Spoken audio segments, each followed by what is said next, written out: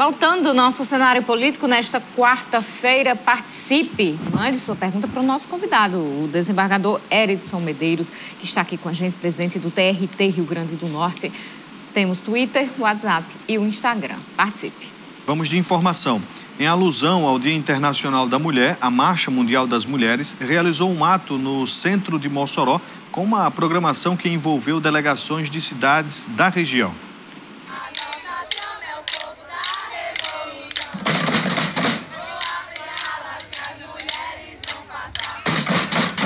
A praça estava tomada por mulheres, representações de Mossoró, da zona rural e de cidades da região oeste. Como Dinalva Dantas, que veio de Açu, trouxe o filho, mas não quis perder a programação. Porque para onde eu vou, eu levo ele para incentivar nessa luta, porque nós agricultoras temos que criar nossos filhos assim, participando e vendo a nossa luta de perto. O ato realizado na Praça Miguel Faustino contou com batucada, café da manhã, falas de mulheres, uma ação organizada pela Marcha Mundial das Mulheres, que integra a programação do 8 de março. Um ato percorrendo aqui as ruas da cidade e nesse ato nós traríamos temas que são essenciais para nós, que é a luta pelo fim da violência, que é a melhorias por creche em horário integral, que é a dignidade do trabalho e do salário também mínimo para as mulheres. Então, esses temas que perpassam por nossa vida, mas também de uma alimentação saudável, que a gente possa definir o que nós queremos na mesa e não ser o mercado e não ser o capital. Então hoje aqui estão as mulheres, tanto rurais, mas também de municípios aqui próximo. Entidades e movimentos se uniram à programação, como o Núcleo de Estudos sobre a Mulher Simone de Beauvoir, que se associa às atividades e também realiza sua própria programação. O NEM também tem uma programação amanhã com um debate sobre desproteção familiar no auditório da Faculdade de Serviço Social. E dia 21 nós temos também uma roda de conversa com as terceirizadas da UERN sobre vários temas que dizem respeito às mulheres, violências, trabalhos, assédios. A UBM, a nível nacional, ela está nas ruas hoje para lutar em defesa das mulheres, para lutar contra as reformas que foram feitas, que o nosso país está um caos. E a gente está na rua para dizer que luta pela vida das mulheres e pela reconstrução do Brasil. O ato organizado aqui nessa praça, no centro, também marca a mobilização em prol da Marcha das Margaridas, que acontece em agosto em Brasília. Esse ano tem um tema sensível que deve ser destacado pelas mulheres. É a violência doméstica. A gente destaca muito a questão da violência contra a mulher em todas as atividades. A gente vê diariamente nos noticiários a questão do feminicídio e a gente tenta fazer esse processo de capacitação, de orientação para as mulheres de como agir em caso de violência. Porque a gente sabe que é uma situação que está no país todo, né? Então a gente precisa estar cada vez mais forte. A gente precisa construir uma rede de apoio.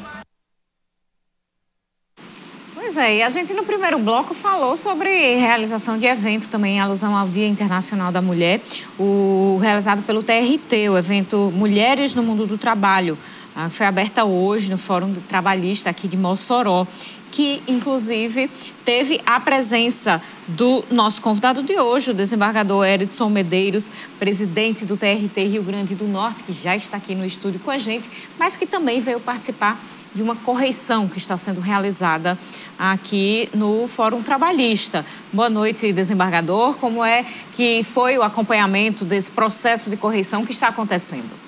Boa noite a todos e a todas.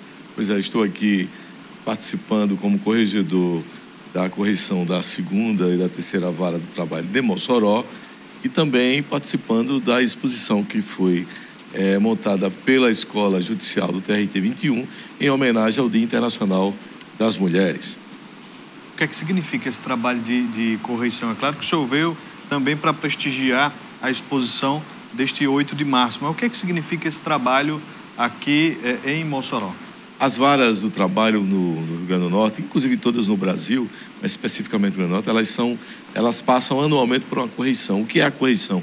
É uma auditoria que é feita para averiguação de desempenho, de produtividade dos juízes, funcionamento das varas, sugestões de funcionamento, recomendações da corregedoria, para que transforme essa atividade jurisdicional uma boa prestação jurisdicional para a sociedade do povo do Rio Grande do Norte, e especificamente do povo moçoroense. Já se pode falar de números em relação ao trabalho de correição? Podemos falar, sim. O que é que foi encontrado? Não, as varas, tanto a segunda como a terceira, estão funcionando normalmente. Determinamos, inclusive através do Conselho Nacional de Justiça, o retorno presencial de juízes e servidores, porque nós sabemos que estávamos funcionando telepresencialmente, mas houve a determinação do Conselho Nacional de Justiça e da Corregedoria Geral de Justiça e Trabalho para que todos voltassem presencialmente. Então, agora, todos devem trabalhar presencialmente, o telepresencial só nos casos excepcionais. As varas estão em bom funcionamento, os números são super positivos, os juízes estão participando, há um bom desempenho, então, por enquanto, está tudo sob a normalidade.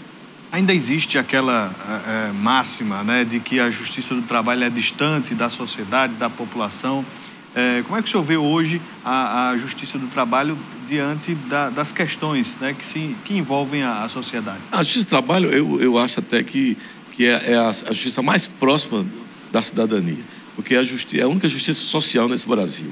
É a justiça onde ela procura dirimir os conflitos entre empregados e patrões para que não haja tanta desigualdade econômica. Então, eu acho que ela é a mais próxima da sociedade.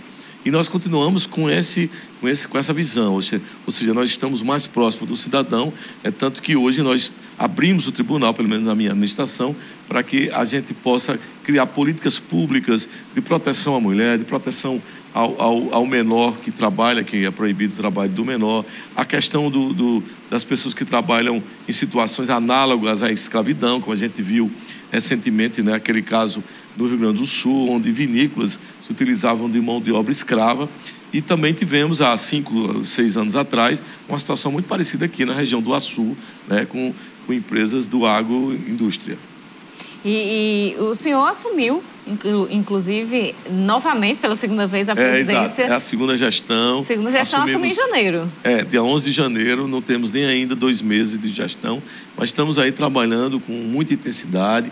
São problemas diversos que envolvem tanto a administração interna como essas políticas públicas que nós estamos implementando a nível da sociedade potiguar. Existem metas, objetivos? Com certeza, as metas são criadas pelo CNJ, né? Atingimento de número de processos julgados, a diminuição da carga processual de execução, né? A conciliação, que é uma fase importantíssima do processo, ou seja, são metas ditadas pelo Conselho que a gente procura atingir para que a sociedade seja beneficiada com uma boa prestação jurisdicional. O senhor falou aí nesta operação lá no Rio Grande do Sul, né, de atividade análoga à escravidão. Recentemente aqui em Mossoró, inclusive uma informação ganhou repercussão nacional quanto ao trabalho doméstico, né, e que é muito mais comum do que a gente imagina, de pessoas que são colocadas ali para trabalhar em casas, nestas atividades sem qualquer respeito a seus direitos trabalhistas. Como é que as pessoas podem observar diante, né, do que o senhor tem falado dessa atuação do TRT, o que é que as pessoas podem observar em questões neste sentido, para justamente impedir que isso se repita? Pois não, inicialmente é preciso que a sociedade tenha consciência dos seus direitos. Os empregados domésticos têm que ter, as empregadas também, têm que se conscientizar dos direitos que elas têm. Não se pode mais trabalhar dentro de um lar, sendo doméstico, sem o pagamento de salário mínimo, férias, 13º, fundo de garantia, o trabalho mínimo de 8 horas. Então, essa conscientização deve vir, né? Deve ser apreendida. E para denúncias, tanto tem a Delegacia Regional do Trabalho, que é a superintendência, como também o Ministério Público do Trabalho. São canais que podem ser comunicados para que haja a participação do ajuizamento de uma ação contra aquele determinado empregador. Inclusive, se for detectado realmente uma situação de escravidão, cabe até um dano moral com uma vultosa importância. Esses processos nesse sentido, de condições de trabalhos análogas à escravidão. Já existiram em grande volume, existem em grande volume aqui no Rio Grande do Norte ou são casos pontuais? Não, são casos pontuais, né? Isso não existe de uma forma de um contexto generalizado, mas temos casos pontuais de importância, né? Esse caso que eu citei no Açu, há uns 5, 6 anos atrás, foi um caso que teve repercussão nacional, né?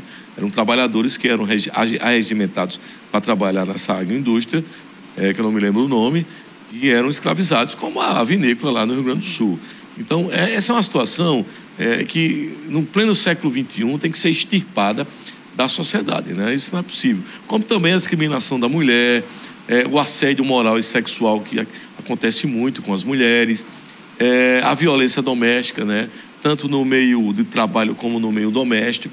Isso tem que ser extirpado da sociedade. Isso é um câncer que tem que ser extirpado. Então, mas esse trabalho, ele é preciso provocar, é preciso alguém denunciar, ou existe esse trabalho de fiscalização do TRT junto a muitas dessas empresas? Não especificamente o TRT, porque o TRT, como é o Poder Judiciário, os conflitos que chegam a nós para o julgamento desses conflitos. As denúncias devem ser feitas ao Ministério Público do Trabalho ou às delegacias regionais do trabalho, às superintendências, ou aos sindicatos. Os sindicatos também, eles recebem denúncia desses maus tratos, dos assédios moral e sexual e dessas situações análogas à escravidão. O tribunal, ele funciona como um órgão de poder judiciário para julgar exatamente esse conflito. O senhor falou sobre assédio sexual, assédio moral e acho que nesses últimos dias vi a informação nacional de que ações relacionadas a assédio sexual no ambiente de trabalho triplicaram nos últimos 4 anos. Qual é a realidade aqui no Rio Grande do Norte? A realidade é a mesma como no Brasil. Realmente, assédio sexual e moral, ele tem crescido. Não só porque as mulheres estão mais conscientizadas dos seus direitos, como também eram situações que eram escondidas, que não tinham uma aparência visual assim tão nítida. E aí, com essa conscientização, os casos começaram a aparecer e aí todo mundo já se sabe do número, que é um número bem substantivo. Como é que funciona a análise? Porque ainda existe o receio de muitas mulheres fazerem esse tipo de denúncia. Como é que funciona um julgamento de uma ação dessa em relação à preservação do direito da mulher e, inclusive, da preservação da intimidade da mulher? Isso existe uma figura processual chamada sigilo, né? E o sigilo processual, ele é respeitado. É tanto que na hora da audiência só ficam as pessoas que participam mesmo, o juiz, os advogados e as pessoas que estão envolvidas. Não há uma publicidade, né, nos casos específicos. Então, é só fazer a pretensão de que quer o sigilo para que realmente a situação, às vezes, seja até vergonhosa, né, em determinadas situações. Nós criamos, o ano passado, a Ouvidoria Mulher, lá no tribunal, também para acolher essas pessoas que tenham dificuldades em expor o seu problema na frente de pessoas que não estão aparelhadas, não estão capacitadas para receber aquele tipo de conflito. Então, a gente trata isso com muita especificidade e com muito carinho para que não haja uma repercussão negativa para aquela pessoa. Porque eu entendo perfeitamente a dificuldade que a mulher tem, especificamente para denunciar o agressor. Isso que o senhor fala está dentro também das metas do mandato do senhor, que foi renovado aí para sim. Quais outras? Exatamente, eu pretendo dar uma visibilidade a essas questões importantes, tanto das pessoas em situação de rua.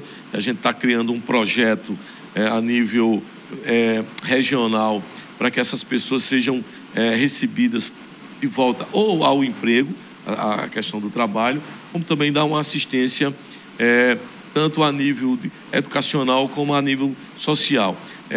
A coisa está muito incipiente com relação ao pessoal de situação de rua, porque a gente não sabe ainda de que forma a gente pode ajudar. Mas existem estudos ainda para chegarmos ao objetivo final e ajudar essas pessoas. Com relação à questão da mulher, da discriminação, não, a gente já avançou mais, porque já existem técnicas, como eu já falei, a criação da Ouvidoria Mulher e outros canais lá, para que a gente possa administrar bem essas situações. Inclusive também com relação ao trabalho do menor, né? Então, a gente está bem avançando nessas políticas públicas. É interesse da nova gestão que a gente dê publicidade a isso, para que as pessoas procurem o tribunal, os seus problemas em relação a essas situações, que a gente vai tratá-los com bem carinho para que possa dar uma resposta positiva à sociedade potiguar. Vamos fazer um rápido intervalo. No próximo bloco, a gente conversa um pouco mais com o desembargador Erickson Medeiros, presidente do TRT Rio Grande do Norte.